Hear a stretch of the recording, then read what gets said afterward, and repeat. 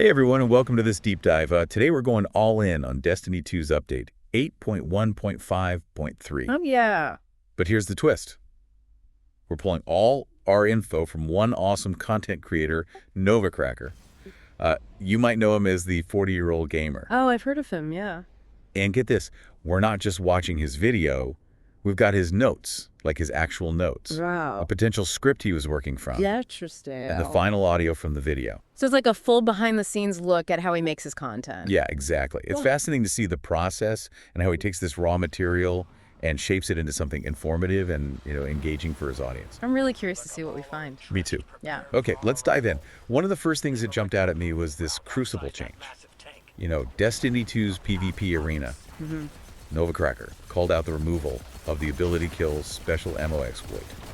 Can you break that down for us? So there's this bug where some abilities, when they got kills, they would generate special ammo. Oh, interesting. So think grenades or melee attacks, sometimes rewarding players with powerful ammo, right?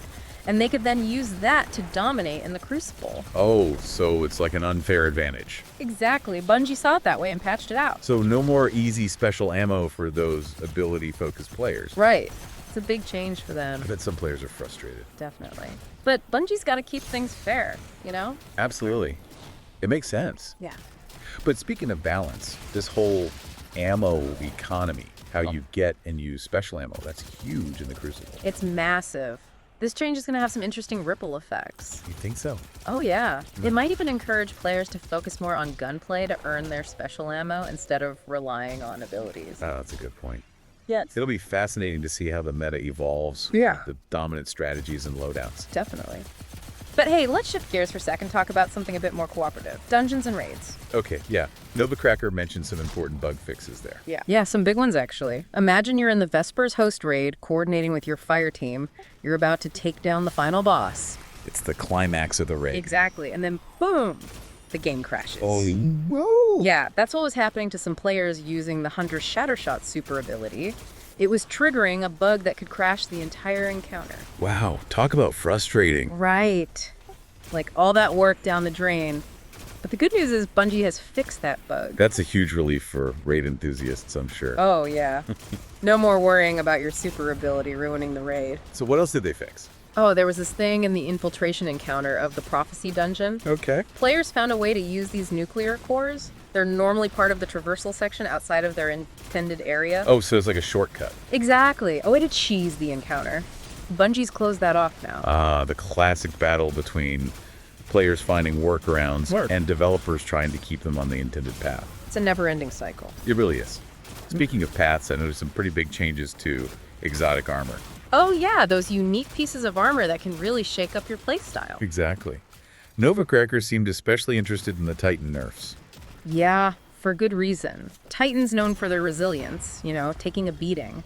They got hit with some healing reductions. Oh, really? Specifically to the Spirit of Alpha Lupi and Crest of Alpha Lupi exotics when using the Thruster ability. So they're not as tanky as they used to be? Not quite. It's a noticeable difference for players who rely on those exotics to stay alive, in the heat of battle. Makes sense. Yeah. So why the nerfs?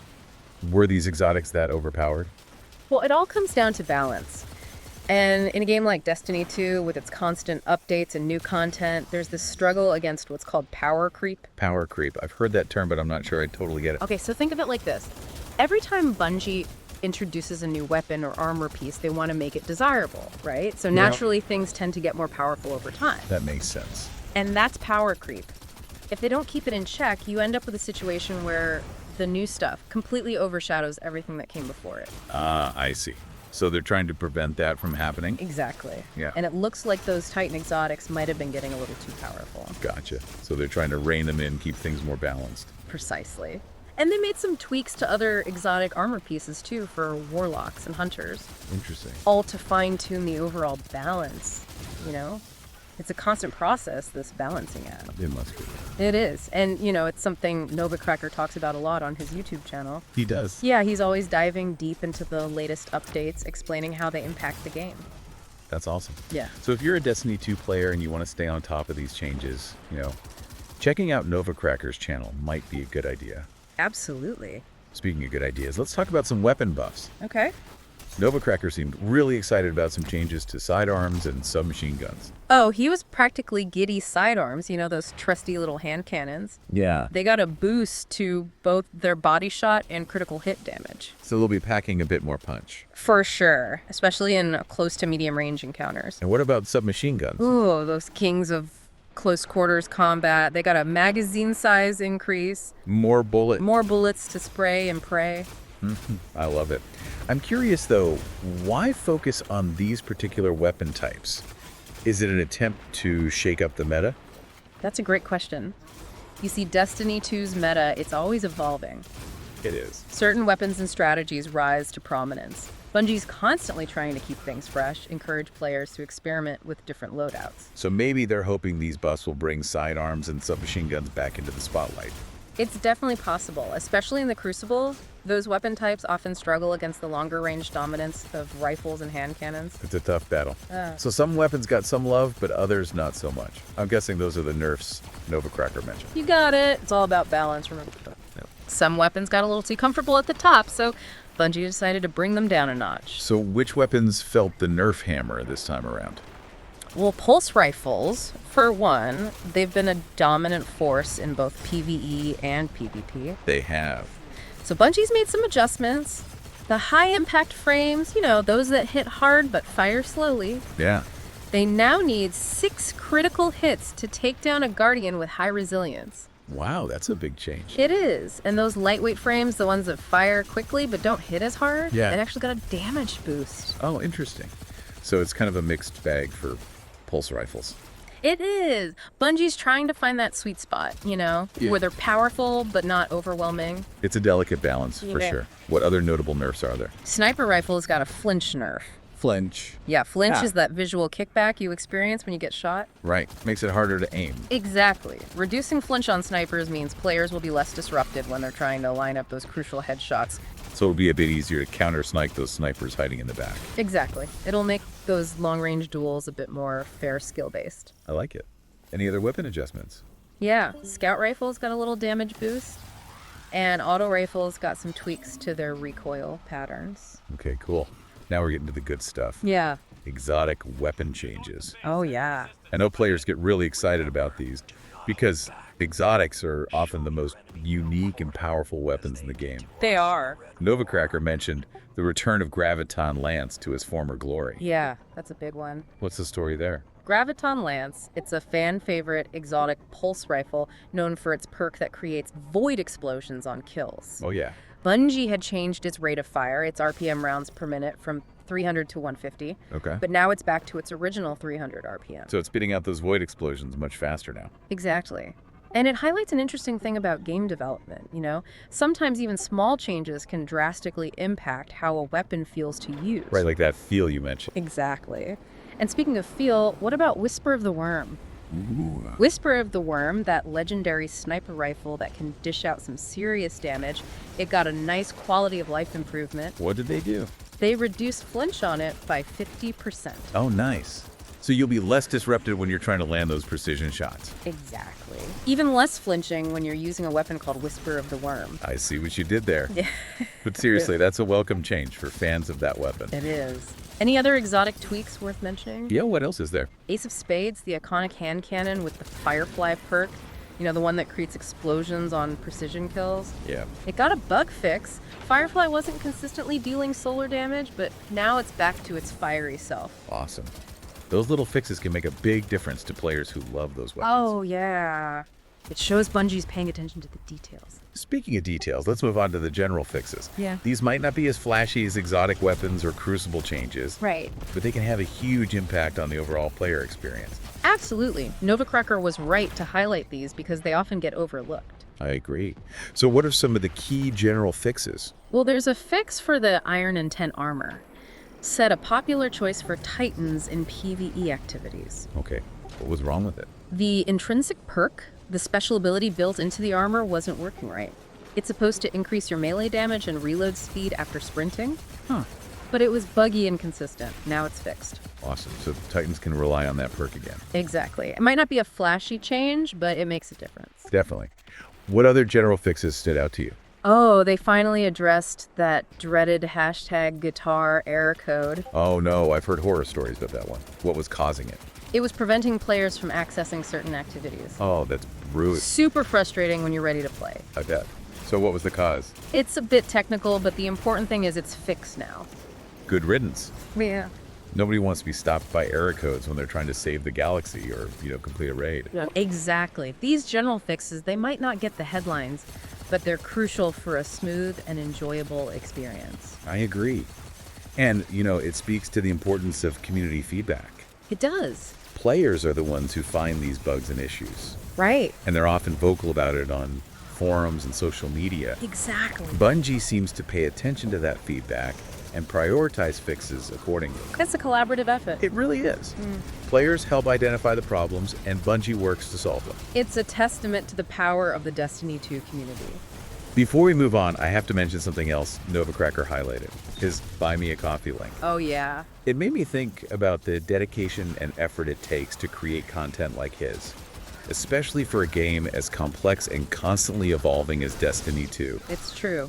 Creating in-depth guides, analyses, entertaining videos, it takes time, skill, and passion. A lot of it. And many content creators like Novacracker, they rely on the support of their audience to keep doing what they do. It's a good reminder that behind all those videos and articles are real people who are passionate about sharing their knowledge and love of the game. Absolutely. If you're enjoying the content, consider showing your support. Yeah, a virtual coffee, a follow on social media, or simply engaging with their work, it all makes a difference. It really does. Well said. Now let's take a moment to process all this information before we dive into the second part of our deep dive into Destiny 2 Update 8.1.5.3. Sounds good to me. While we're on that topic of supporting creators, I think it's worth mentioning that Novacracker doesn't just have a YouTube channel. Yeah, that's right. He's got a whole ecosystem of content going on. Exactly. In his notes, he mentions having a Discord server, a place to connect with his community, and a link tree that houses links to all his other platforms. It's really cool to see creators like Novacracker embracing all these different platforms. Yeah, it's like building a universe around their content. Exactly, giving fans multiple ways to connect and engage. And for games like Destiny 2, which thrive on community interaction, those connections are so valuable. Couldn't agree more. But let's get back to the update itself. Okay. One thing that really stood out to me in Novacracker's notes was his emphasis on the general fixes. Yeah. It's easy to get caught up in the excitement of new content and balance changes. Right. But those general fixes, they're often the unsung heroes of an update. They really are. It's like they're laying the foundation for a smoother, more enjoyable experience. Exactly. And it shows that the developers are paying attention to the details, listening to player feedback, and striving to create a game that's free of those annoying bugs and glitches. Absolutely. Speaking of details, let's circle back to something we touched on earlier, the potential meta shift. Okay, yeah. With all these buffs and nerfs, it's bound to shake things up in the Crucible and beyond. For sure. I'm especially curious to see how those sidearm and submachine gun buffs play out. Yeah. Will they be enough to dethrone the reigning champions of the Crucible? Those hand cannons and rifles. It's hard to say. The meta is this complex beast influenced by player preferences, strategies, even just the cool factor of certain weapons. And it's constantly evolving. Each update throws a new wrench into the works. Exactly. But that's part of what makes Destiny 2 so engaging. It keeps players on their toes, encourages experimentation, and sparks those passionate debates about which loadout reigns supreme. And let's not forget about the ripple effects these changes will have on PvE activities too. Yeah. Strikes, dungeons, raids. Right. A weapon buff that makes a sidearm more viable in the Crucible might also make it more effective for clearing out hordes of enemies in a strike. It's all interconnected. It's fascinating to think about how Bungie tries to anticipate those ripple effects when they're making these changes. It's like a delicate balancing act. It is. They're trying to create a diverse and dynamic ecosystem where all weapon types and playstyles have a place. And, makes me think about the different ways players approach the game. Some folks are all about min-maxing, optimizing their loadout for peak efficiency. Others prefer to use the weapons they find most fun or aesthetically pleasing. It's the beauty of player choice. And a well-designed game like Destiny 2, it caters to those different playstyles, allowing players to find their own niche and express themselves through their gameplay. Speaking of expressing oneself, let's talk about Novacracker again for a moment. In his notes, he mentioned that he has a Buy Me a Coffee link where people can support his work. Ah, yes, the fuel that keeps the content creation engine running. Exactly. And it's not just about the financial support, although that's certainly important for creators who dedicate so much time and effort to their craft. It's also about showing appreciation, acknowledging the value they bring to the community. It's like saying, hey, we see you, we appreciate your work, and we want to see more of it. Well said. And, it makes me think about the wider landscape of content creation, not just in gaming, but across all forms of media. It's a vast and ever-expanding universe, fueled by passionate individuals who create content because they love it, because they want to share their knowledge and perspectives with the world. And they often do it without expecting anything in return. Right, driven purely by their passion and the desire to connect with others. Exactly. But let's be real, a little support goes a long way. It helps creators invest in better equipment, dedicate more time to their craft, and ultimately produce even higher quality content. So if you find yourself enjoying someone's content, whether it's Novacracker's Destiny 2 guides or someone else's insightful analysis, consider showing your support. It can make a world of difference. Now, before we wrap up this part of our deep dive, let's take a moment to reflect on some of the key takeaways from this update.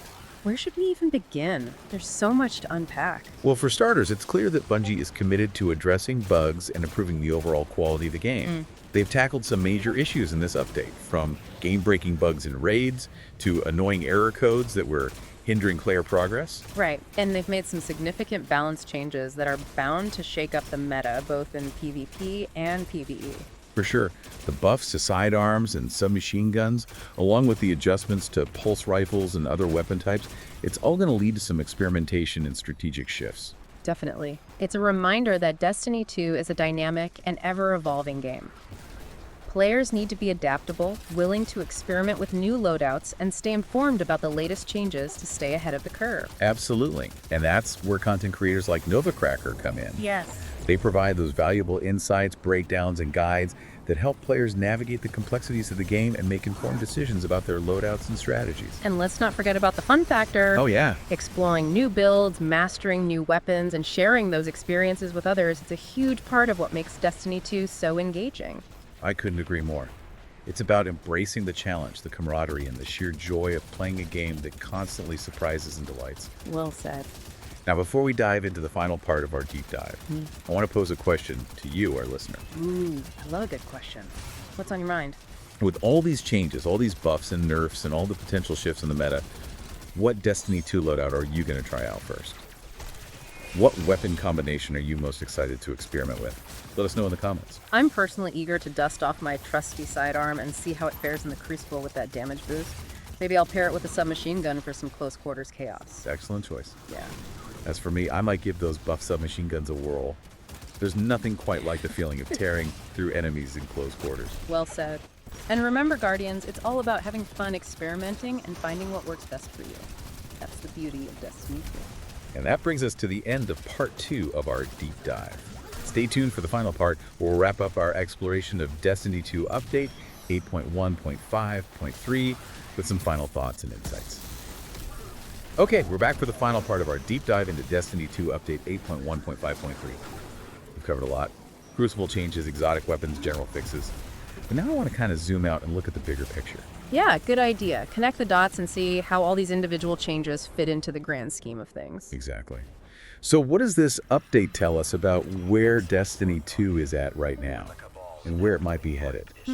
That's a good question. I think it really reinforces the idea that Destiny 2 is a living, breathing game. It's constantly evolving, adapting to player feedback, and always trying new things. Yeah, it's like Bungie is constantly experimenting, trying to find that perfect balance between challenge reward and just pure fun. Right, and it's not always easy. There will be missteps, controversial changes, unforeseen consequences, but that's part of what makes it so exciting to follow. I agree. It's a good reminder that games like Destiny 2 are more than just static products. They're these dynamic worlds that are shaped by the players and the developers working together. Speaking of working together, I think it's worth highlighting Novacracker's link tree again and his Buy Me a Coffee link. Yeah, for sure. They're not just ways to support him financially, but also to connect with him and the community he's built around his content. It's a great point. Behind every piece of content, every guide, every analysis, there's a real person who's passionate about sharing their knowledge and love of the game. And by supporting creators like Novacracker, we're not just helping them continue to create. We're also contributing to the vibrancy of the Destiny 2 community as a whole. Absolutely. It's a symbiotic relationship. Yeah. We, the players, benefit from their insights and entertainment. And they, the creators, benefit from our support and engagement. It's a beautiful thing. It really speaks to the power of games to bring people together and create those meaningful connections. So before we sign off, I want to leave you with one final thought. Okay, I'm listening. This update, with all its changes and adjustments, it's ultimately about one thing: empowering players. I like that. Empowering players to experiment, to adapt, to find their own path. Exactly. Whether it's mastering a newly buffed weapon, conquering a raid with a bug-free super ability, or just enjoying a smoother, more polished gameplay experience. This update gives players the tools to shape their own destiny. And that's what makes Destiny 2 so special. It's a game that embraces player agency, creativity, and the sheer joy of exploration. So go forth, Guardians. Explore, experiment, and discover the endless possibilities that await you in the ever-evolving world of Destiny 2. And until next time, may your loot drops be legendary, your aim be true, and your fire team always have your back. Thanks for joining us for this deep dive. We'll catch you next time.